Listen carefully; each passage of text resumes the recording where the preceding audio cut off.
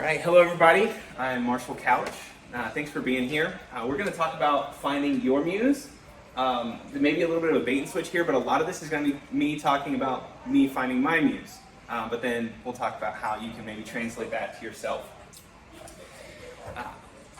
Why I'm up here is because I made this game called Sunset Arena. It is a top-down twin-stick shooter.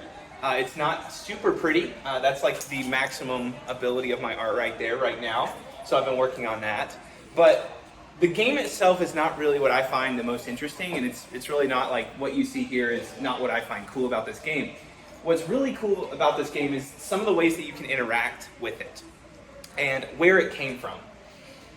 It has the ability for you to connect mobile devices to it as your controller. So anyone familiar with Jackbox? Mm-hmm. Yeah. That idea, right? And I wanted to do that, but with a more classic style game. Jackbox games are really cool. I really like them, but they're very like board game show type games. And there wasn't anything that I felt really was like a traditional game. And then there are some other things. But this is that controller that you saw, and that's what it looks like on your phone. And so you can actually just use your phone as a controller. And I think this is a really cool way to interact with a game, because I'm a minimalist and I don't like to carry around loads of stuff when I go places, but I want to be able to take games to be with my friends and play games with my friends. And so now with this game that I created, I can now take just a laptop, just my Steam Deck, which is this thing if you're not familiar with Steam Decks, and I can go over to a friend's house and we can play an 8-player game without having 8 controllers that are in my backpack or something like that. So that's why I created this game.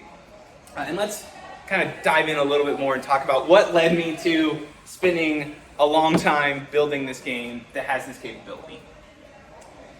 Just to start out and kind of introduce myself a little bit more, this is from a commercial from the original Pokemon Red and Blue.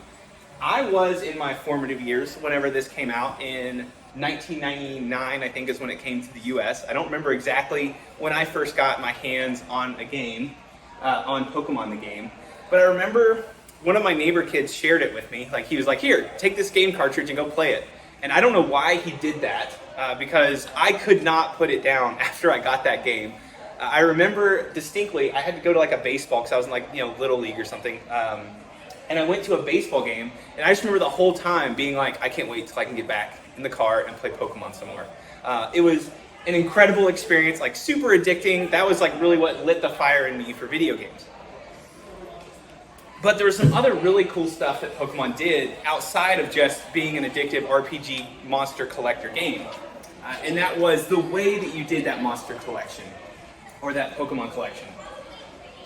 You would have to, in these days, some of you may be too young to remember this or know about it at all, but this was a Game Boy. And it didn't have Wi-Fi or Bluetooth or anything like that. If you wanted to play with someone else, what you would do is you actually had a cable, it was called a link cable, and you would have to be 3 feet apart, and you would plug your Game Boy into the other person's Game Boy, and then you could battle, and then you could trade.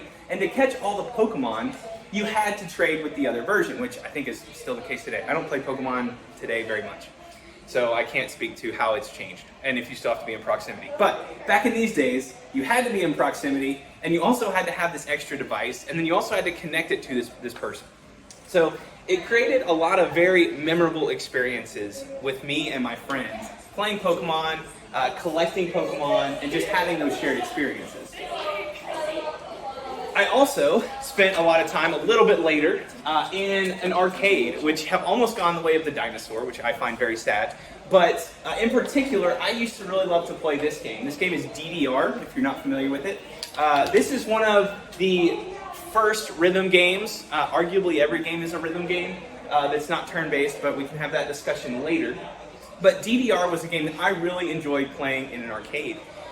And one of the really cool things about playing in an arcade was, you had like the really nice hardware, like the metal pads and everything, but there was also often a queue to play the game, or a line to play the game, and it wasn't something that you could just like walk up and just like play endlessly. A lot of times, especially like on Fridays or something like that, there'd be a group of like 10 people playing this game, and you could only play 2 at a time, and sometimes people wouldn't want to play 2 at a time or something like that. So you ended up just standing around, hanging out with these other people for long periods of time in this shared space, which I find really cool, and I'm somewhat sad that that doesn't happen as much anymore. But I had lots of acquaintances, maybe friends, from this type of experience of just being around each other. I also just love computers. This is mostly me flexing on my battle station at this point, but I do love computers. This is what I've built up to today. It has not looked like that until more recently, but I've always loved being on a computer, playing around with computers, different software, tinkering, and that sort of thing. So this is just kind of where I feel comfortable and where I like to do things, and that's why the video game thing kind of came out. I did go to ETSU, so I graduated in 2013, which is over 10 years ago now. I did get my degree in computer science. It was computer science back then, and I got a degree in information systems, which is like the business side. So it's like the least creative degree you could probably get here. So I don't know how I got to being up here talking about this, but that's kind of the whole journey point, is that things change over time, and it's never too late to learn or do something new. If that wasn't enough, like a sap of creativity, I went to work at Eastman, which is kind of the closest, like, big corporate place to work, and also not a place that's known for its creativity. So here I am, and I just want to say, you can heal and find creativity in the craziest of places. So I still work there. That's my day job. It pays the bills, but I found some other outlets for creativity, which I think is really cool at this point in my life. Something that's happened more recently, I have a daughter who's getting close to turning 3 years old, and I think part of what kind of drove me to this, like wanting to have an outlet, wanting to build these kinds of things, was realizing, what if she wants to be creative and I'm like, I don't know how to be creative. I've never really had to do that in my life. So she is one of the reasons I've kind of done some of this and taken it up and wanted to build more stuff. For a long time, I mentioned I like video games. I love video games. I've played lots of video games. But now I spend much less time playing them, and now I'm more on the creative side of actually building them. And a big reason of that is because I don't have nearly as much time to play video games anymore. So it's like I'm the person that you're like, get good at. I am not good anymore. My reflexes have slowed down. I don't spend nearly as much time in, and I go play games and I get owned by 10-year-olds, and then I feel bad, and it's not as rewarding as it used to be. But that is something that's kind of shifted in my life more recently. It's kind of caused some of this to happen. So I did want to bring that up. And also something else that I think is really cool that has come out recently that has made things a lot more accessible is the Steam Deck. So I mentioned this earlier. I don't think some of what I've done would have happened if it had not been for the Steam Deck existing. I know the Switch has been around for a long time. It's not quite as accessible from a game development standpoint as the Steam Deck. The Steam Deck just makes it so easy to build a game and then put it on there and then like take it somewhere. So the Steam Deck is an incredible accessibility thing for me, realizing, hey, I can build something and basically put it on a console and then like share that with people. So Steam Deck is a big reason why I am here today. And again, this allowed me to actually start playing games again, because I could like take them there and I could just turn it on and turn it off and play for like 10 minutes at a time, which is about all I have these days. So that's mostly my story. And now we're going to kind of shift into like the muses that actually brought that game to existence. And it's really a gray area of like where does the story end and where does the muse begin. But this is where I've kind of decided to draw the line. There is a game engine called Godot. If you haven't heard of it, now you have. That's the logo for Godot. It is a very powerful game engine that makes it really easy to build games. So if you've ever thought, I should try building games, I would recommend Godot. That's not necessarily to say it's the best. Unreal and Unity, of course, are the two big players out there, and they are fantastic engines. No reason not to use those. I just like Godot because whenever I first tried it out, it just really meshed with me, and it worked the way I kind of expected a game engine to work. And so it removed a lot of the friction like in creating art. I mentioned earlier, I'm not an artist. I draw at like a second grade level. Like I draw stuff for my daughter, and she's like, that's not very good. And I'm like, you're 3. You're not even 3 yet. Please stop. You're just hurting daddy's feelings. And you saw the game, right? My art skills are minimal at best. But Godot removed friction for me in terms of creating the actual game, right? With creating art, I've got lots of friction. It's very hard for me to go and just like create art. I'm not very good at that. But Godot, from a game development standpoint, made it a lot easier. So one of the big things that happened, the moment that I wanted to create my game was, I was sitting in an airport and I was traveling with someone else, and I was playing my Steam Deck. Steam Deck is a game changer for travel. Switch would be the same thing. But I was sitting there, and I thought, man, it'd be really cool if like we could play a game together, but all I have is my Steam Deck. I don't have like an extra controller or something like that right now with me. It'd be really neat if we could just like use just the Steam Deck. Now, Nintendo Switch solved this problem by making the controllers disconnectable. I somewhat have a thing against Nintendo just because of like all their IP, and most of my games are on my PC, so I want to carry my Steam Deck, not a Switch. So that was kind of like, how can I build what Nintendo built, but without removable controllers? That was the problem I was trying to solve. And being bored is what got me there, right? I was playing on my Steam Deck, I was having a pretty good time, but I was thinking it'd be nice to really connect with this person that I'm currently with. And so then I decided to get into it. Something that kind of came to my mind was this problem has been solved. There are games that have very minimal controls. And a perfect example of that is Pong. If you're not familiar with Pong, you should be. Pong is an incredibly simple game, right, where you control a little box. And it may be kind of hard to tell from this, but that box in the middle and those paddles are physical. This is actually like a physical game of Pong that whenever it resets, it actually has to move that physical pixel thing back to the center of the screen. But all you have to control it is this little knob to go up and down. So you've got two controls, up and down, right? Very simple, but it's a pretty fun game. It's an arcade game, and this is a coffee table style arcade if you're not familiar with that style of arcade cabinet.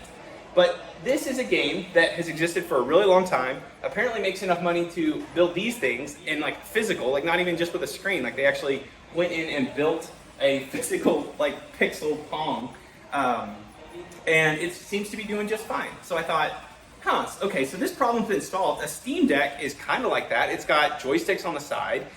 You could basically build Pong like that, couldn't you?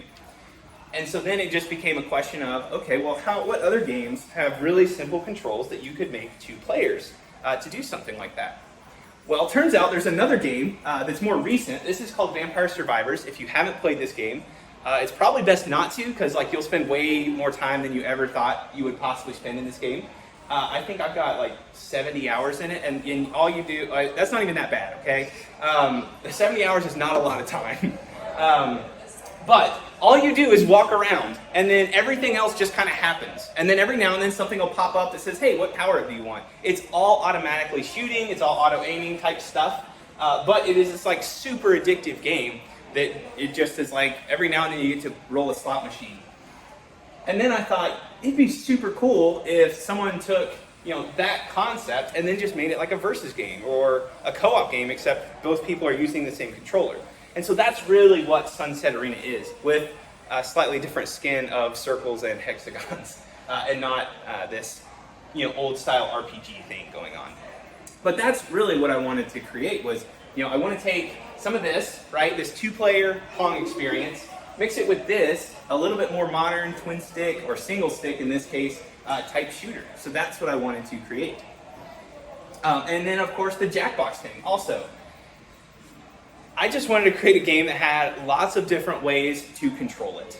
So back to Sunset Arena for just a sec. I mentioned that you can connect controllers and play very Jackbox style. So the other really neat thing that I want to reveal about it is you can also play with just a single Steam Deck sitting between two people. Or if you have 3 other controllers and a Steam Deck, you can actually play up to 8 people on this game. Now, 8 people huddled around a single Steam Deck screen might get a little bit tight. And so then I kind of thought, well, I do want to still be able to like take this to an actual party and play regular party game style, and that's really where the Jackbox thing came in. So Now you can connect your phone like you saw and use that as your controller and play a more full-style twin-stick shooter. So with this, there's auto aim if you're just playing 2 people on a single device at an airport, for instance, which was kind of the inspiration. Or once you get to wherever you're going, you now have a full 8-player party game that can be played with mobile devices. And so that is what I decided to create and what I created. And there were lots of bumps and things on the way, things that got challenged. I didn't know that I was going to be able to do the Jackbox style thing until a little bit more recently. After playing around with it, I was kind of like, this is too difficult, I'm not going to do it. AI came in and was like, hey, I can do a lot of this stuff for you. And I was like, oh, teach me stuff then. And then that kind of allowed me to go a little bit further into this Jackbox style thing and bring that to life, which was really exciting when that happened. So I've talked about my stuff. So what are the takeaways that I think you can use in probably any area of creativity in your life? Find your medium. It took me a really long time to get to the point where I was like, yeah, game dev, that's what I want to do. That's where I want to be creative, right? For a long time in my life, I was like, I don't really want to be creative. Like, I just want to play video games. But once I found the right thing that just meshed with me, that changed that. I no longer just felt like, I just want to play video games. I found the thing that worked well for me, and suddenly I could create something that was what I thought beautiful. So if you're like, I just don't feel like being creative or something like that, I would encourage you to just continue trying out mediums. From like crayons, colored pencils, paint, music. There are all sorts of different ways to create music. There's all sorts of different ways to create art and that sort of thing. So if you haven't found the one that you feel like just works best for you, just keep looking, trying out different things. I would encourage you to look until you find something that just really does mesh with your soul, that allows you to be creative in the way that feels right to you. Be bored. I mentioned I have a daughter. That took away a lot of free time, and so that also meant that I was doing a lot of stuff that I wasn't like the most excited about, right? Like building with wooden blocks, not my most exciting thing of the day, but it's something I'm doing a lot now. And so I spend a lot of time just kind of being bored, for lack of a better term. Welcome. So be bored. The more time that you spend bored, the more time your brain can just kind of like think about random stuff and do random stuff, and that also helps you do a little bit of a dopamine detox. If you're just like constantly doing the things you love, because you do love them and they're easy and that sort of thing, then you're probably never going to find like the room to actually go and do something new, because you're just kind of like, satisfied all the time. So if you want to find something new, it's really good to kind of take a step back and think about, well, what could exist, not just what does exist.